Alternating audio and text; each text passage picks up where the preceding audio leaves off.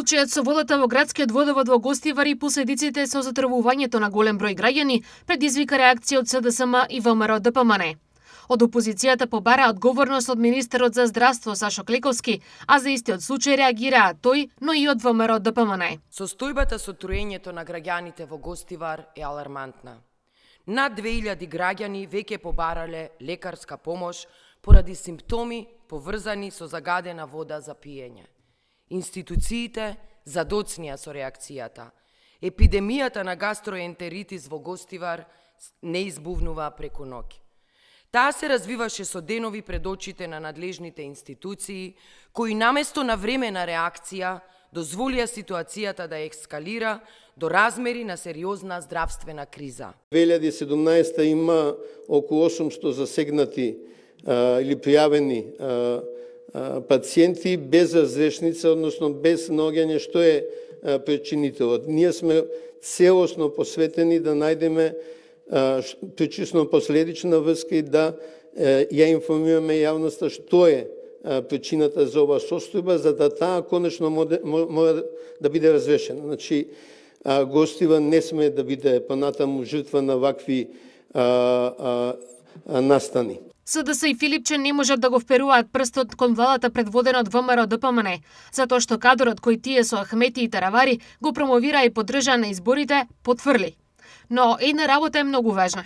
Овој случај ќе добие правен епилог, нема да заврши како случајот со модуларната болница, каде токму поради Филипче живи изгореа 14 наши сограѓани, а тој не беше повикан ниту на информативен разговор, затоа што неговите суди и обвинители го штитат, а на крај кабелот беше виновен. Владата предводена од ВМРО ДПМН е заедно со гостиварчани, а надлежните институции се ставени на располагање на граѓаните. Стои реакцијата на ВМРО ДПМН. На прашањето премиерот Христијан Мицкоски одговори дека случајот е веќе во обвинителството. Утро бев брифиран од страна на Институтот за јавно здравје дека тоа кое што е нивна ингеренција е завршено и предадено до обвинителство. Сега на потек е обвинителството, односно обвинителот кој што треба да излезе со квалификација. Поналог од основното јавно обвинителство, денес во апсени се директорката на комуналното предпријатие во Гостивар, Артана Асани, техничкиот директор Леон Нуредини и раководителот на водовод Вадедин Дервиши. Тие се теретат за извршено кривично дело загадување на вода за пиење, а доколку делото се докаже, предвидени се и затворски казни.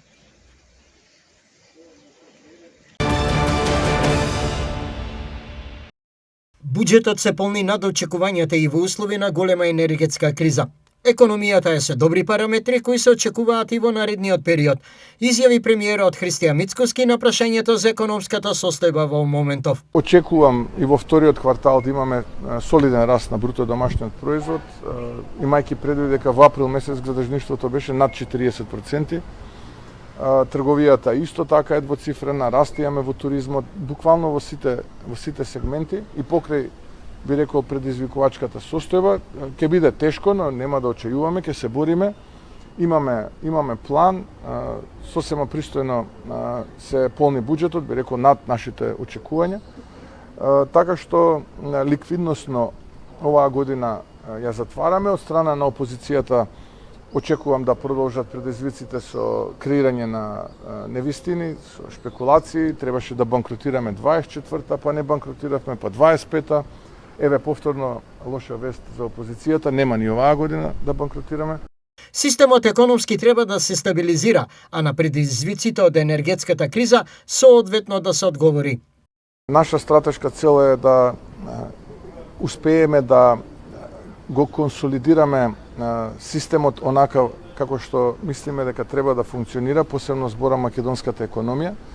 Во делот на инфлацијата, за жал, еве повторно имаме предизвици во заливот, повторно имаме воени действија од големи размери и повторно имаме раст на цените на нафтата и нафтените деривати на светските берзи, што секако за нас како влада представува предизвик. Денеска на владена седница ќе ја продолжиме, на ворена владена седница ќе ја продолжиме кризната состојба и во рамките на таа кризна состојба ќе ги намалиме акцизите за безоловните бензини и за дизел горивата. Без оглед на глобално неповолните економски трендови и тенденции, Мицкоски изјави дека проблем со исплатата на платите, пензиите и социјалните додатоци по сите основи ќе нема.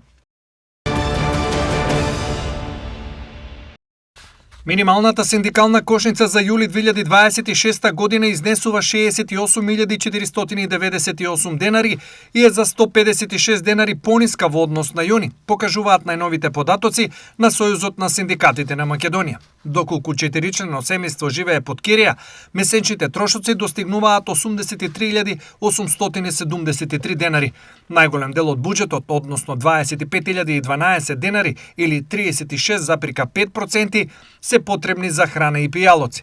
Според Сојузот на синдикати на Македонија, пресметката ги опфаќа минималните трошоци за нормално функционирање на едно 4-члено семејство без автомобил.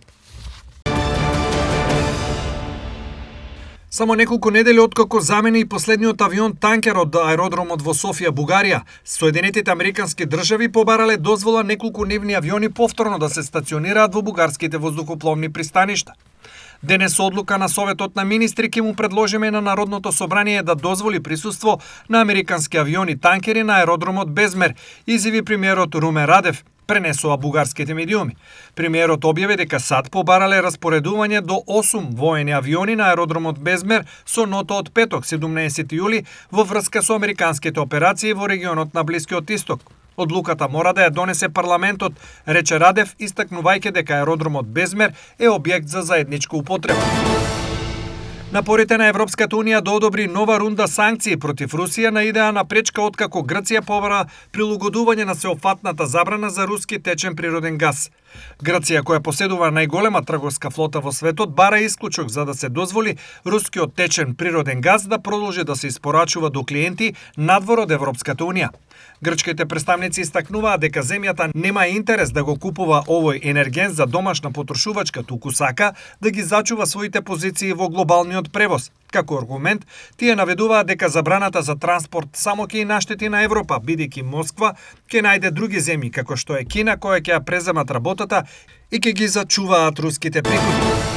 Нивото на водата во реката Дунав во Романија викендов падна на најниско ниво од 1996 година, што резултираше со ограничување при наводнувањето на земјоделските површини и делумно нарушување на бродскиот сообраќај.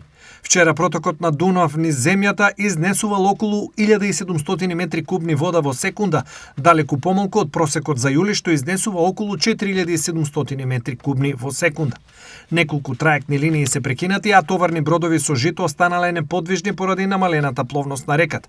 Поради недостиг на вода, властите го ограничија пристапот на земјоделците до водните ресурси за наводнување во југоисточниот дел на земјата и воведоа контрола врз водните резерви со цел да се обезбедат минималните количини потребни за ладење на двата реактори на државната нуклеарна централа Нуклеар Електрика.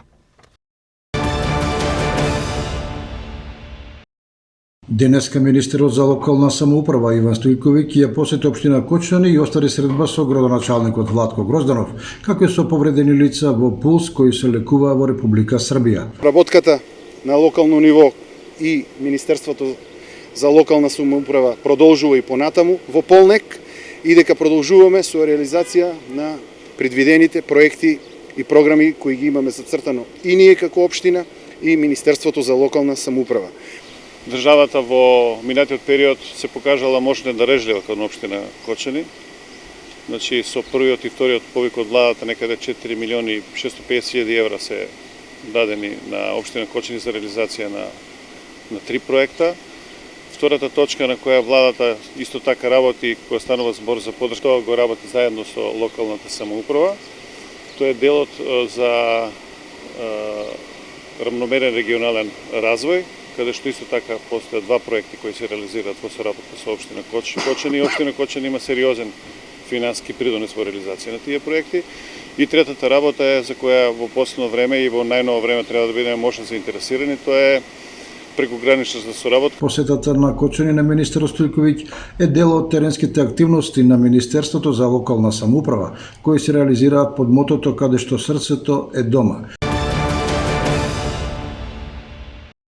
Енормно високи цени што се еднакви на грабеж наплаќаат оператори на градските гробишта во Штип за мермерни облоги на гробовите. Градоначалникот Иван Јорданов со реакција дека овој вид на злоупотреби треба да престанат, а граѓаните да добијат реални цени на услугите. Сметаме дека како локална самоуправа мораме да апелираме, да известиме до сите, да проследиме информација до сите надлежни институции за сето она што се случува, а е поврзано со граѓаните, конкретно работењето на операторите на градските гробишта, на платата и ценовните злоупотреби кои што се случуваат и секако контролата на надлежните институции поврзана со работата на операторите во овој дел на услуги. За Јорданов решението е следното. Затоа одлучивме како локална самоуправа да мотивираме што е можно поголем број на приватни оператори кои и од околни градови би дошле во Штип да работат за да се намали цената која моментално ја имаме и која што е присутна заради монопол и заради непазарни сили, за да не се дозволи во иднина да се зголемува на нереални анализи и на нереални трошоци цената која што граѓаните ја плаќаат. Секое плаќење мора да биде фискализирано. Доколку не е фискализирано, немаат обврска да го плаќаат, затоа што на тој начин се врши ценовна злоупотреба на штета на граѓаните. На истата тема, но со поинаков став, денес пресконференција одржа советничката група во Советот на општина Штип од СДСМ.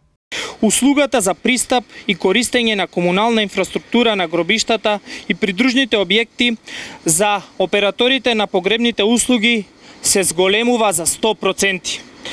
Образложението е дека јавното предпријатие ИСАР нема финансиска исплатливост. Па затоа одовде јасно прашуваме дали граѓаните треба да ја плаќаат цената за неспособното раководење на јавното предпријатие ИСАР.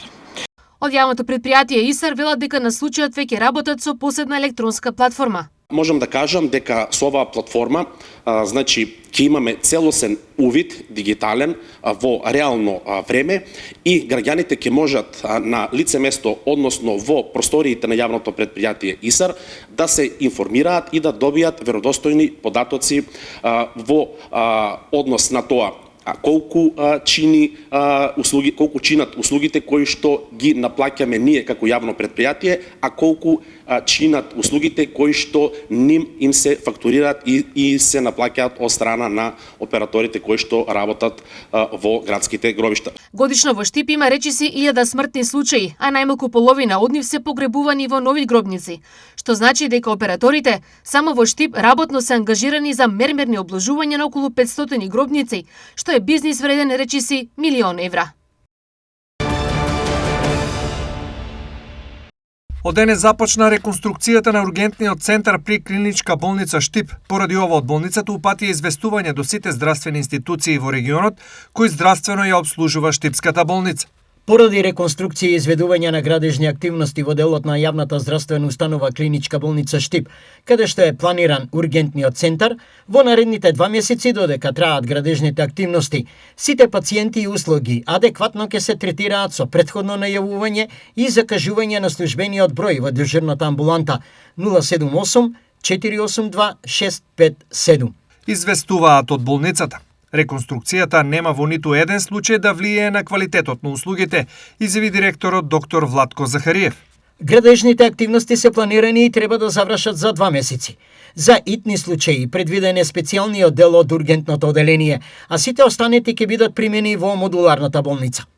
Ги замолувам пациентите, граѓаните и персоналот на трпение поради новата ситуација. Порачува Захариев. Клиничка болница Штип здравствено покрива 11 општини од источниот регион, како и Радови, Струмица и Свети Николе. Спортско-рекреативниот центар Джексон во Штип влезе во последната фаза од изградбата.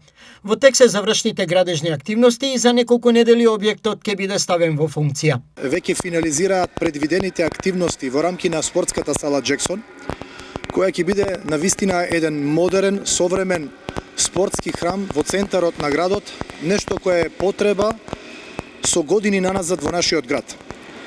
Морам да потенцирам дека она кое што се планира во деновите и неделите кои следуваат да се заврши во овој спортски храм е практично да се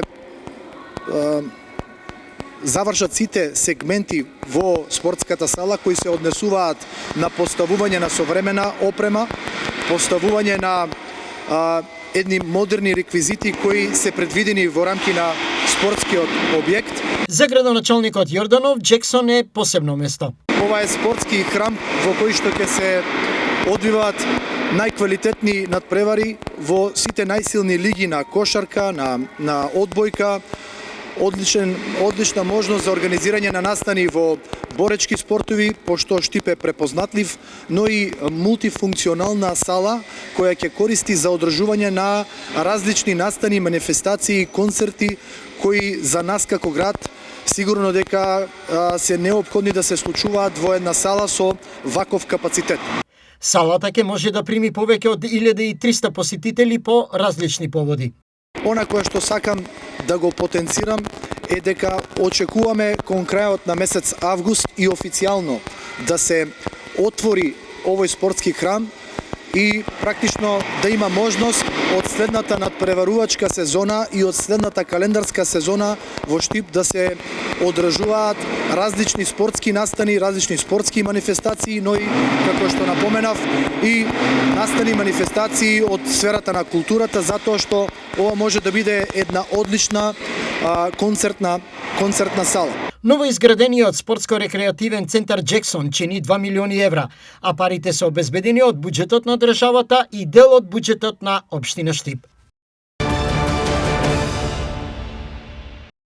Универзитетот Гоце Делчев Штип го објави конкурсот за запишување студенти на прв циклус студии за академската 2026-2027 година. Првиот уписен рок ќе се одржи од 19 до 21 август, а електронското пријавување веќе е отворено преку системот за e-уписи. Според конкурсот, годинава се предвидени вкупно 3341 слободно место, од кои 1629 се во државната квота, 972 за студенти со кофинансирање и 735 за вонредни студенти. Најголем број места има на факултетот за медицински науки 720, факултетот за информатика 470 и факултетот за туризам и бизнис логистика со 460. Прелиминарните резултати ќе бидат објавени на 26 август, а конечните решенија за прием на 31 август. Запишувањето на примените кандидати ќе се реализира од 1 до 3 септември. И оваа година УГД ќе ги наградува најуспешните кандидати во првиот уписен рок со ослободување од плаќање партиципација на повеќе факултети, а сите запишани на студиската програма македонски јазик и книжевност на Филолошкиот факултет ќе бидат целосно ослободени од партиципација. Сите детали за конкурсот, условите и начинот на пријавување се достапни на веб страницата на универзитетот. Азербејџан и Турција заеднички поднесоа барање до УНЕСКО за заштита на баклавата и ставање на овој традиционален десерт на листата на нематеријално културно наследство, што предизвика протести од многу земји. Грчките членови на Европскиот парламент поднесоа жалба во јануари 2025 година, нагласувајќи го грчкото потекло на баклавата и изразувајќи загриженост дека Азербејџан и Турција тврдат дека овој специјалитет е гастронационализам. Иницијативата на Азербејџан и Турција во врска со баклавата дојде неколку месеци откако еден ресторан во Солун побара од УНЕСКО да ја признае пацата, еден вид традиционално јадење супа, како автентично грчко јадење чии корени датираат од времето на Хомер. Турските медиуми веднаш го оспорија грчкото барање, тврдејќи дека супата, позната во Турција како искембе, всушност е од турско потекло, повикувајќи се на списите на патеписецот од 17 век Евлија Челебија како доказ.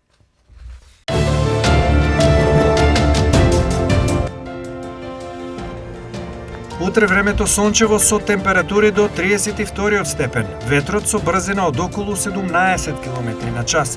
Влажноста на воздухот ќе биде 37%. Температурите по градови се следните.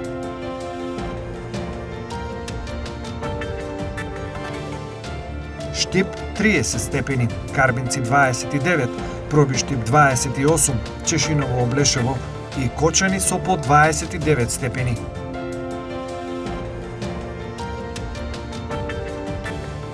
Виница 29, Македонска Каменица 26, Делчево 28 степени. Пехчево и Берово со максимални 25 степени.